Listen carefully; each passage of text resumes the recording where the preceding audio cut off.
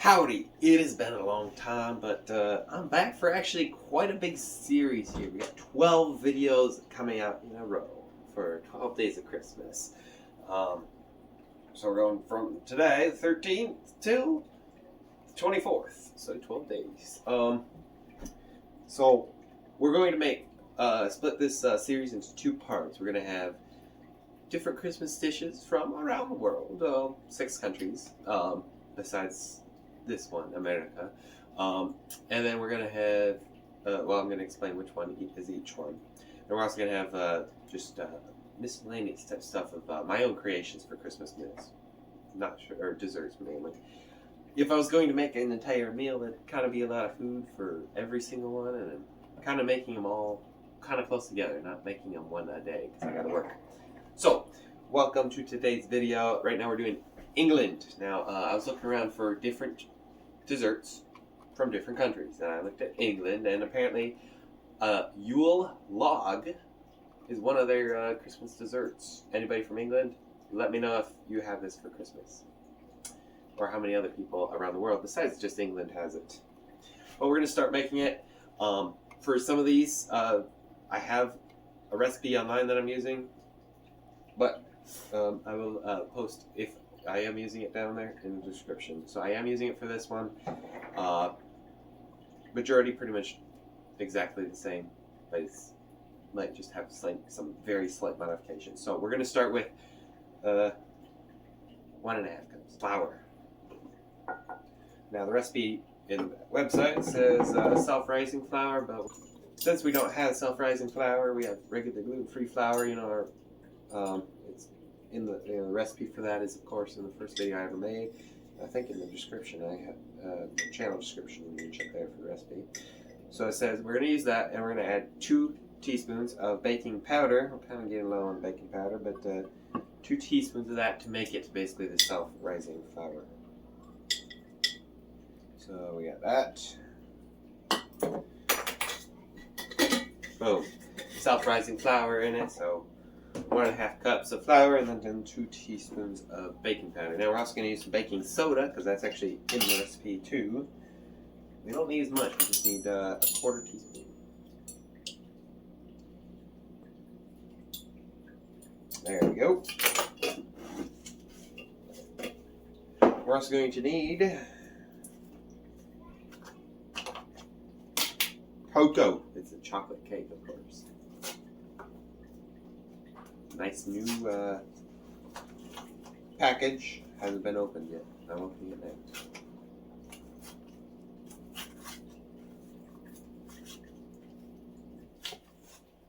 Aha!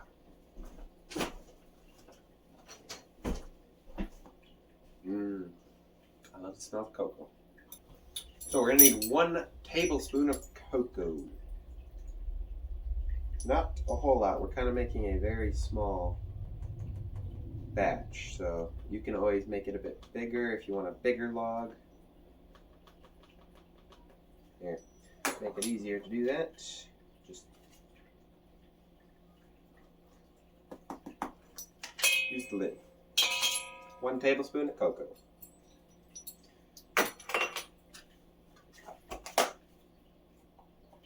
Nice. Now we got some gorgum. Now the recipe on the website says I'm gonna actually need a different measuring spoon. Yeah, it says xanthan gum, but gorgum also works just as well. And the measuring spoons I was using doesn't have the 1/8 of a teaspoon. Not very much, but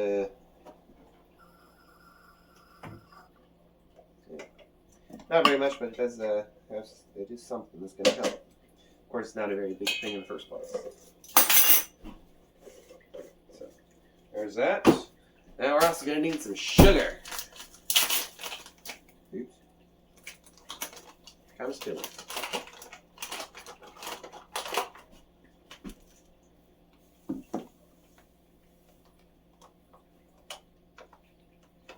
We're only going to need 1/2 cup, so I'm going to do a bit of measuring here.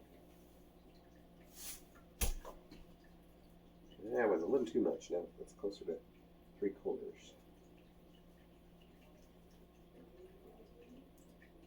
Ah, that's perfect. Half a cup of sugar.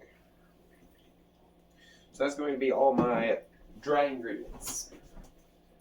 Get a spoon there, and just do. It's not a mixing spoon, but it's something. You know what would be cool is if I had a clear mold. That'd be fun to do stuff in. Maybe I'll have it at some point, but anyways, that's all my dry ingredients there. Then we're also going to need some butter. We don't need the entire stick, but we're going to need a third of a cup.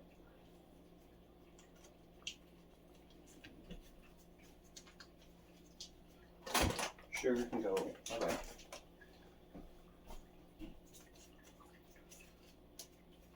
And the stick has a amount wise, and it says third of a cup right there. It's technically a little bit off, but cut it as close as possible. Best way to cut it is with a butter knife.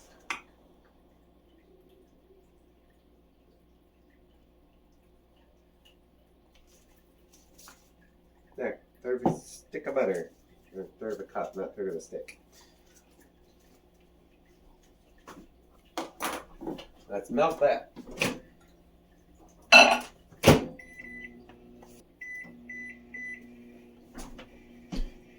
Okay, before I forget though, it's something I often forget doing until I'm actually ready to put it in. It's preheat the oven. Set it at 350 degrees Fahrenheit. All done now. We got a third of a cup. Dump that right in. We're also gonna need, let's see, where's that? That's the wrong one. There we go. 2 teaspoons of vanilla extract.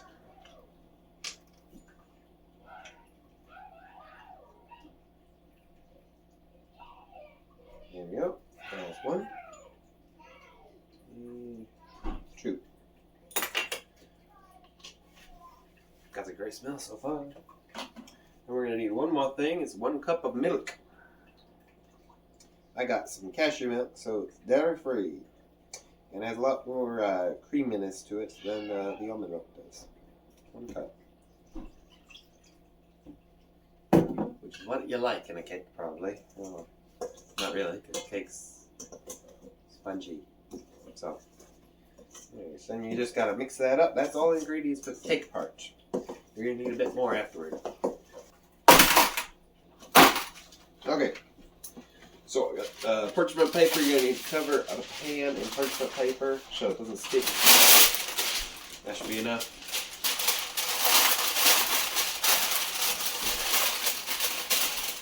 Should be about 1 inch thick.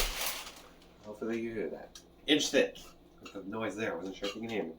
So, yeah, get that in there. And something else. Reason why you might be confused when I was talking about in the intro. The title of the video says French. Yeah, so I was doing a bit more look into what this was, and the reason why it showed up when I was looking up different foods for Christmas desserts throughout the world and stuff. It originated in France, and then it's enjoyed all throughout Europe now, which is why it came up when I looked up England. So that's why it's there. So it's actually French because it originated there, and that's why the video is called that. This smells good.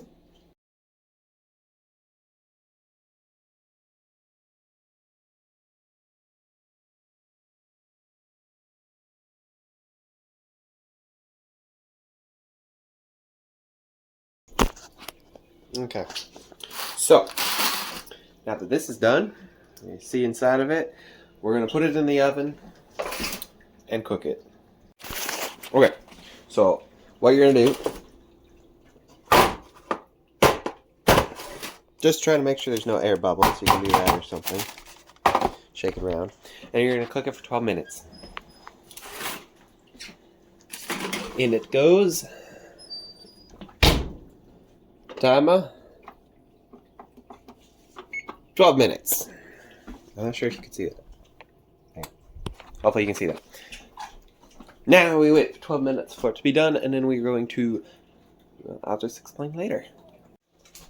So I had to put this in the oven for a little bit longer because it was way too doughy still and gooey. I put it in for a total of 20 minutes now, so now it's good. Now you're going to rotate it right onto the cocoa. Oh no! Broke it. Broke into pieces. That's not good. Sure, it'll still be good, so here's what I'm going to do. I'm going to try to separate this into pieces and roll it up together again.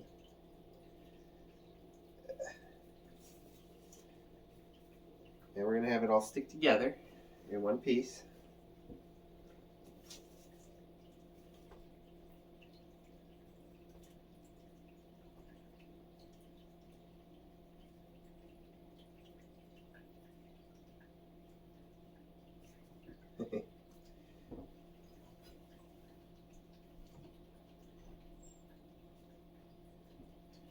Not quite according to plan, but when you're trying something, always learn from your mistakes. My suggestion: put this like that and flip it over like that. My suggestion. Okay, it's going to be kind of in one piece. Here's what I'm going to do. I'm going to put a glaze on this, and I'm going to put it in the fridge, and it should harden up together pretty good. Now it does say to kind of curl this up and then let it set in one spot for a while, but given the fact that it fell apart, I'm not going to do that. I'm going to put the glazing on and put it in the fridge and just make it set up. Be creative.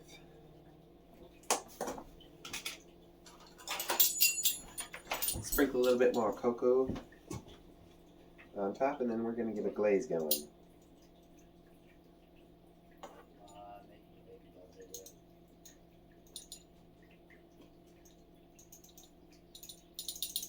Don't want too much, of course. I did 1 teaspoon. Okay. Let's get... We're going to need some butter. I'm going to melt that. You know, actually, probably going to need more of this. So. Okay, let's get on butter. Let's get some more powdered sugar again. Just replicate what we just did.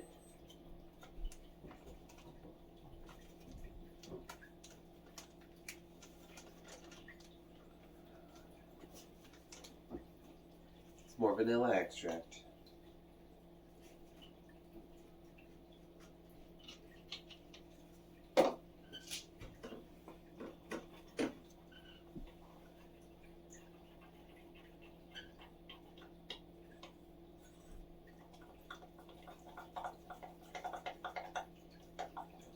Pretty good.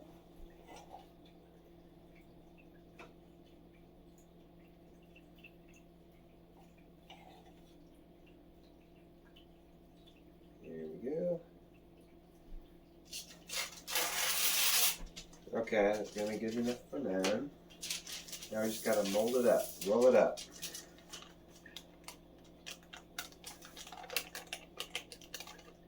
Gonna kind of try to get a tight roll here.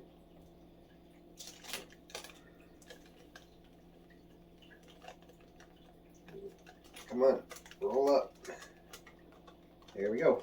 It's rolling. Okay. Here's what I'm going to do. It's kind of there right now.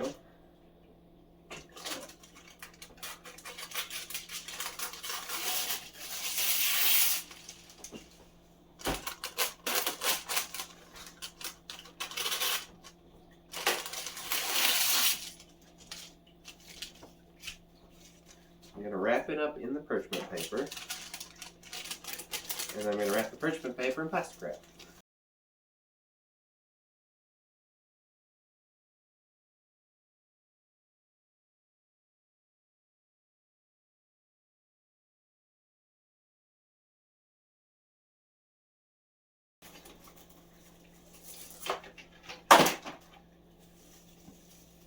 Okay, normally if yours doesn't fall apart, you can take it out after you already wrapped it up in plastic wrap, put it in the fridge, and you can take it out in minimum of like an hour or so.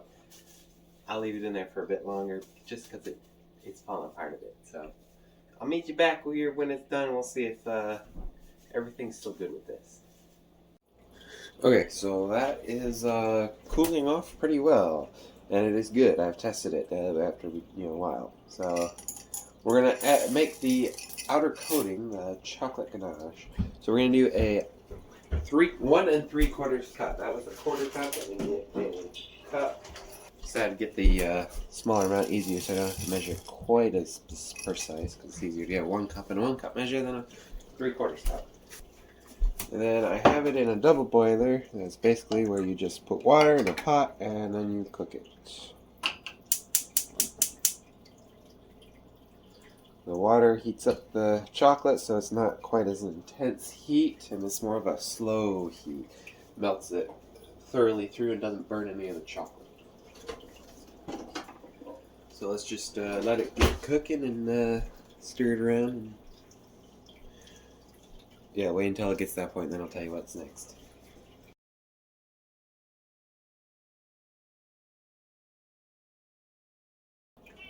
Yeah. Okay, next up is pour some milk in, make it a lot thinner. That looks like it's going to be good. That's going to be good there. That's going to start thickening up a little bit as soon as I turn it off the heat, so I'm going to take it off. There we go.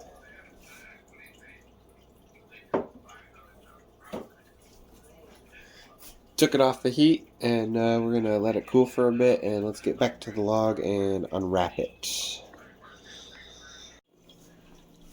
Boom! The cake's done.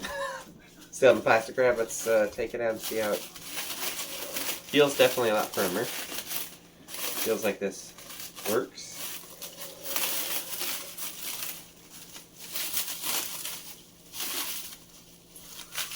Definitely wrapped it good.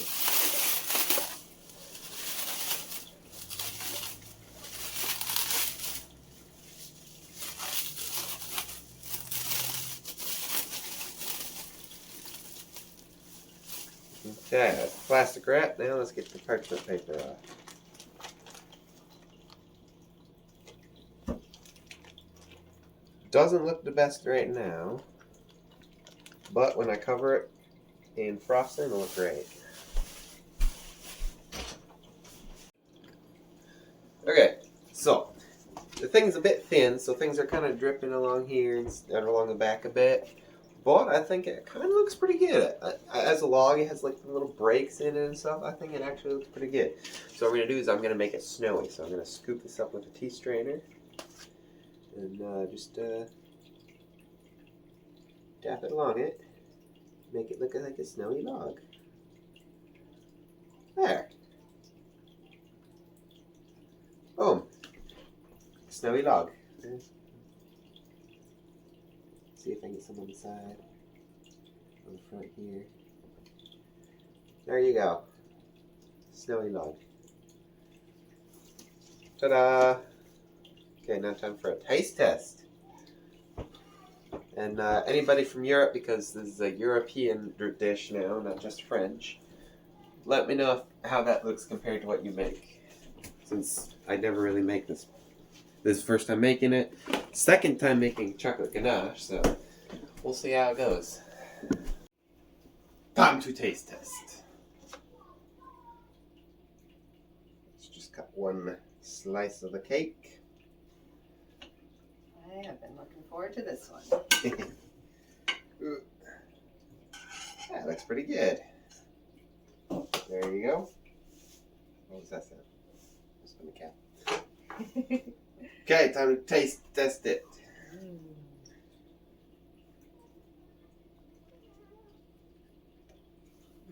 I think the cat wants one. Okay. It's rich and fudgy and kind of, there's a little bit of a candy flavor to it. I don't know what it is, but it is really, really good.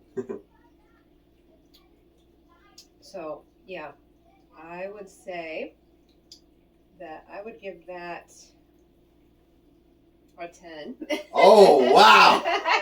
A little caveat here, chocolate's my favorite, but hey, that is good. And a holiday, festive, I think the Yule log idea is just perfectly says Christmas. And so I'm going to give it 10 and a 10. Oh, wow, that's a high rating. I wonder if any other one after this is going to be able to compete. But, okay, that's pretty good. Friends, good job. And you weren't here for this, but I had a little bit of a problem getting the, to be a spiral and everything. Mm-hmm.